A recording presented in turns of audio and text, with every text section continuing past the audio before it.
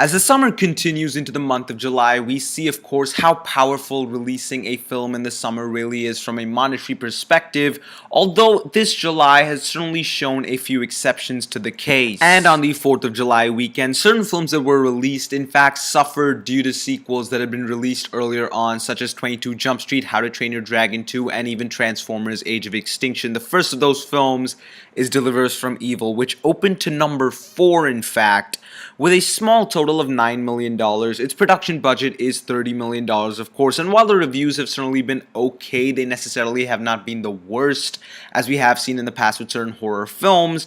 You don't expect a horror film to end up doing extremely well, like being one of the highest grossing films of the year, but lately with, say, Paranormal Activity and other brands like that, you tend to see them gross over $100 million. This has not been the case. It's currently made $42 million worldwide, with a extremely high, or at least relatively high, production budget with regards to a horror film of $30 million.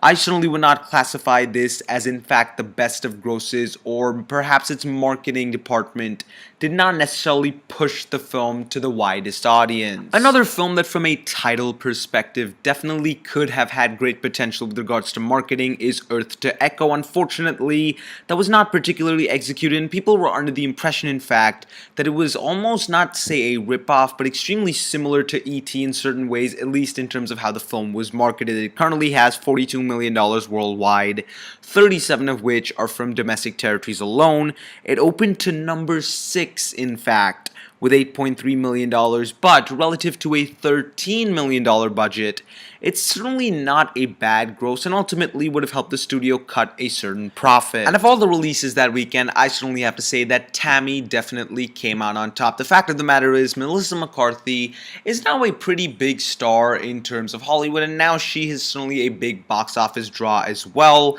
While the film opened to $21 million relative to a $20 million production budget, which would have certainly made the studio happy, it's made a total of $95 million, $83 million of which are from domestic territories alone. The thing is, though, if you take a look at other Melissa McCarthy comedies, for example, this has the 6th highest opening weekend gross so far. But if you take a look at, say, Bridesmaids, which has the 5th highest opening weekend for a Melissa McCarthy comedy, it made a total of $169 million domestically itself, really showing that good word of mouth, especially for comedies, as we've seen for, say, 22 Jump Street, or even, say, animated films like Frozen, could really propel a film to earn a lot of money in the later weeks, something that I believe Tammy didn't necessarily possess. And the obvious domineering force of the month, coming out on July 11th, is Dawn of the Planet of the Apes, opening to a whopping $72 million, a little bit over what certain analysts had predicted, and certainly greater than that of Rise of the Planet of the Apes, which opened to $54 million. It has $536 million worldwide, crossing the $200 million domestic mark itself. Relative to a $170 million budget, that is still a good gross nonetheless, despite whatever they might have spent on marketing. It cannot be over, say, $100 million. It's an extremely successful franchise, Planet of the Apes, of course, and Dawn of the Planet of the Apes is the highest grossing film of the franchise so far, outdoing its predecessor by over $55 million. And on July 18th, we saw some sequels being released, in fact, the first of which is Planes, Fire, and Rescue. Relative to a $50 million production budget, it's got about $93 million so far worldwide. What's unfortunate about this number is, despite the fact that it might have opened in the top 5, even to number 3 with $17 million, you take a look at Planes' worldwide gross over $219 million, really showing the fact that the entire cars and planes kind of situation has certainly died down in terms of the hype, and I think that word of mouth, as I said, for animated films is something essential nowadays. People are, in fact, seem to be more interested in quality films and are revisiting them, and word of mouth is really helping certain quality films rise to the occasion in terms of the box office alone, thereby proving that this film didn't exactly run overseas or domestically, and it's made less than half that its original film did on the same very production budget. And on the very same weekend, we have another sequel that is The Purge: Anarchy, which opened at number 2 with $29 million, relative to a small production budget that I mentioned earlier horror films tend to have of just $9 million. It's made $101 million worldwide so far, outgrossing its predecessor by over $12 million already, and probably a little bit more that it'll take over the coming weeks. Now, The Purge Anarchy, from a review perspective and word of mouth perspective, certainly positive to a certain degree because of the fact that people believe that it was a great improvement, and it managed to use the concept that the film really had to a greater degree, and in fact to a better degree, and the inclusion of Frank Grillo might have in fact been a bigger box office draw, and the franchise is certainly one that will continue because of its box office success. And finally, on that weekend, we had Sex Tape, a film that I thought would have been a box office hit, but somehow really did not reach anyone's expectations in the least. It opened to number 4, behind The Purge Anarchy, of course, and behind Planes, Fire, and Rescue with $14 million. Its total worldwide is $70 million so far, and it has a budget of $40 million. You look at a comedy releasing at this point with both Jason Segel and Cameron Diaz, who are of course great box office draws, especially from a comedic perspective.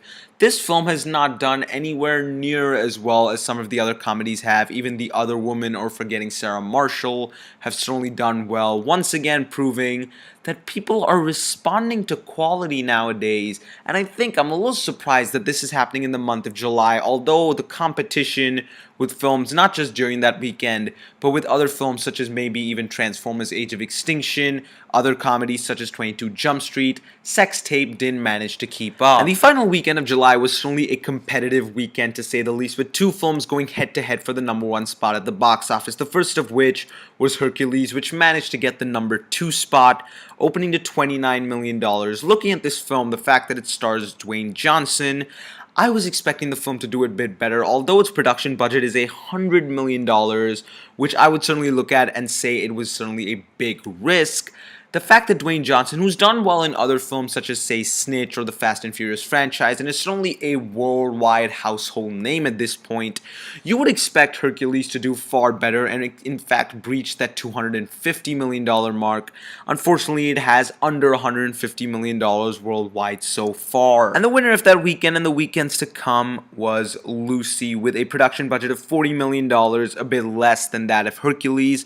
It outgrossed Hercules on opening weekend by a whopping $14 million to get $43 million on opening weekend alone, totaling $168.5 million worldwide so far. It's a film that wasn't necessarily competing with any other film in terms of the demographic it was trying to strike. It was an extremely different kind of film, and I think the idea of a female lead is something that's starting to appeal to a lot of people. A lot of people are of course big Scarlett Johansson fans, and I think the inclusion of Morgan Freeman in the film as well has definitely added to the fact that people were drawn towards this film irrespective of what they might have thought of it.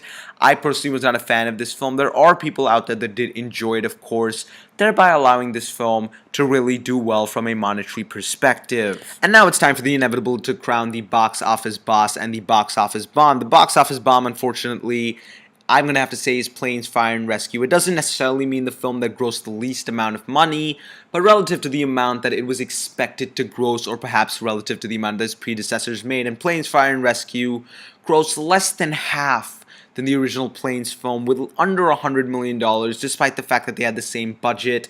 And it's unfortunate because it being a Disney animated film, you'd expect a film like Planes, Fire, and Rescue to do far better than it certainly did. And the box office boss, without a doubt in my mind, is Dawn of the Planet of the Apes, the only film in July to gross over $500 million or even $400 or $300 million. It has over $500 million so far worldwide, outgrossing its predecessor by already over $50 million. Still has a long way to go, could breach the $550, $575 million mark by the end of its run. It's a film that I was certainly happy watching, one of my favorites of the year so far, and a film that I believe has certainly earned its success at the box office. And all I can say is that I cannot wait to see how the summer closes out with August at the box office.